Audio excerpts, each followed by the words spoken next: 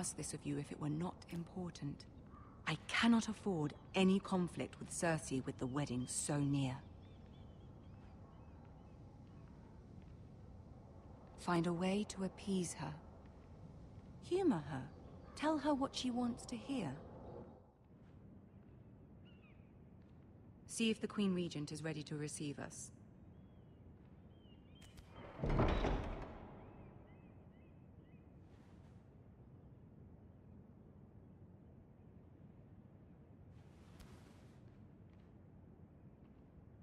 You'll be fine. I know you will.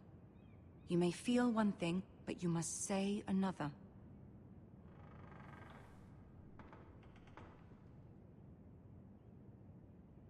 Good luck.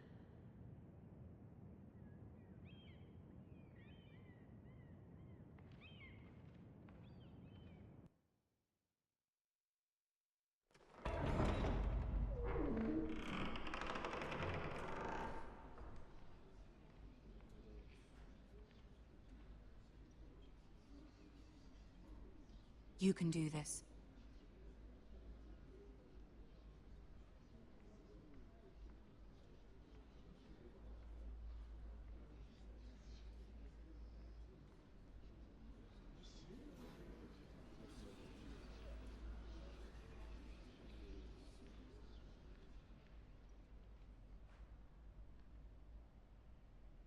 Ah, Lady Marjorie. Aren't you looking lovely this evening? Lord Tyrion. Your Grace? With your permission, allow me to introduce Lady Mira of House Forrester.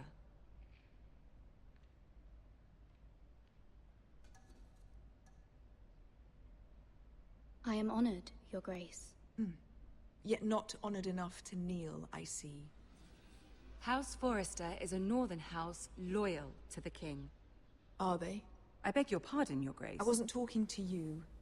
I want to hear from the girl. Is your family loyal to the king? Perhaps you should ask the new Lord Forrester. He's not here, is he? She is. House Forrester's loyalty to the crown never wavers, Your Grace. I see. And yet... For centuries, the Forresters have been loyal bannermen to House Stark. A house of traitors.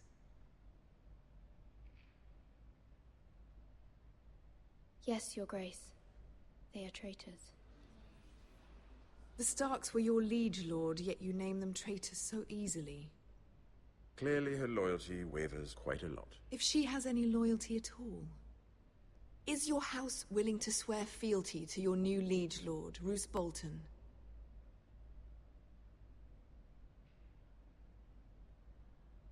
Yes, Your Grace. Absolutely.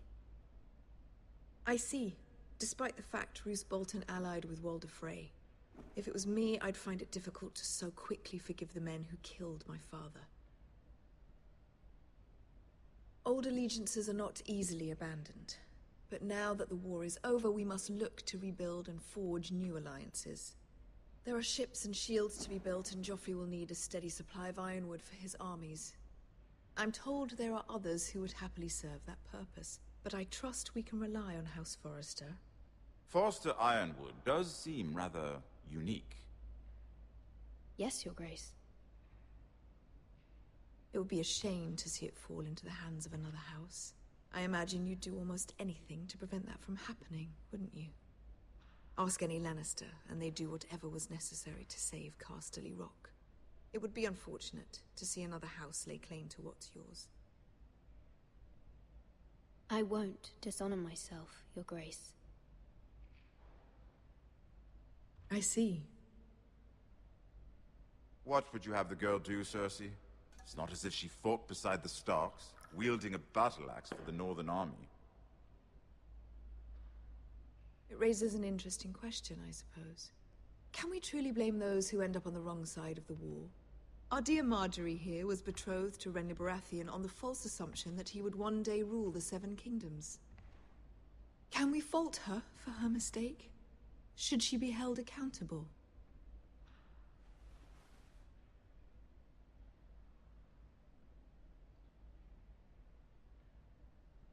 It is not her place to say, Your Grace. The girl must have an opinion on the matter. If there's a point to this, I hope you find it quickly. Loyalty can be such a hard thing to define. This city alone is filled with all sorts of ambitious opportunists looking to reinvent themselves, pretending to be something they're not. Who knows what lurks within their hearts? You are a girl from the north, here in service to Lady Marjorie. One can only assume her interests are yours. Yet loyalty to a king, that must be absolute, beyond question.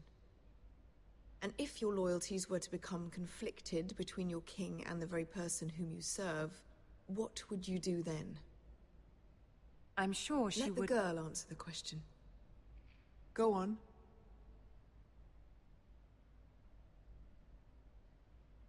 Evading the question won't help her cause.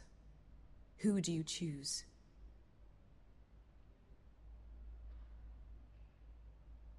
The king, of course. Well said. I was beginning to worry you didn't have your priorities straight. She is a threat to the crown, isn't she? The most dangerous handmaiden in all of King's Landing. My sense is this girl will say almost anything to get what she wants. Which is not very encouraging. I'd like a word with you, if I may. Of course, Your Grace.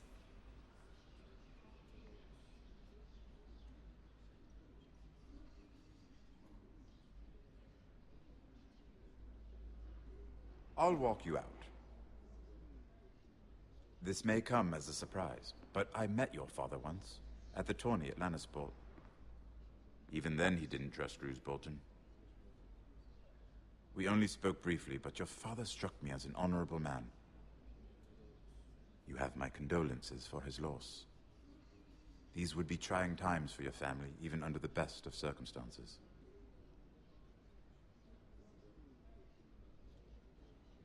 That certainly took courage. To so publicly declare your loyalty to Joffrey for all to hear.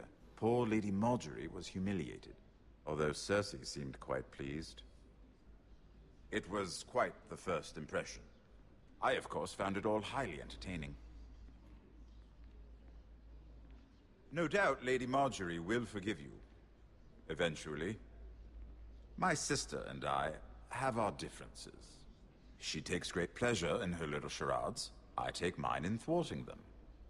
We must find our amusements where we can. She threatened to give your ironwood to another house. It is the Master of Coin who decides such matters. The Crown needs boats. Boats need wood, and I speak for the Crown in this regard, not her. What are you suggesting? I suppose the Crown could be persuaded to secure ironwood from House Forrester. Lady Marjorie might not look favorably on such an alliance, and it would infuriate Cersei. Although what would be amusing for me might prove rather dangerous for you and your house. Are you willing to risk that? It may be far too dangerous. I'm sorry, Lord Tyrion, but it's a risk I cannot afford. I admire your discretion. Now, if you'll excuse me, I promised Sansa I would join her for dinner tonight. 3 beautiful bottles of Dornish wine await my arrival.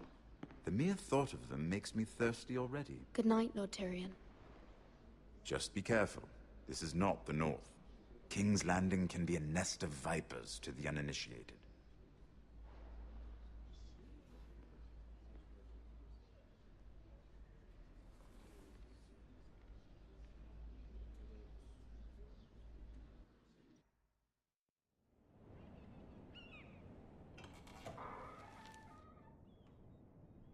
Mira, I was worried. How was it? Cersei has a way of looking at you as though you're nothing. It's more than a little intimidating. Sorry, I shouldn't have asked.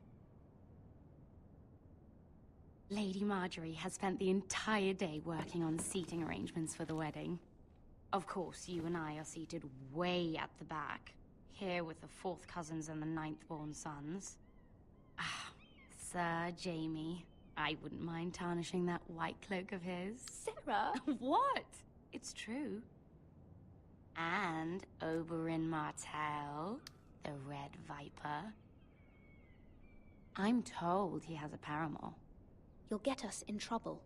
We're just having some fun.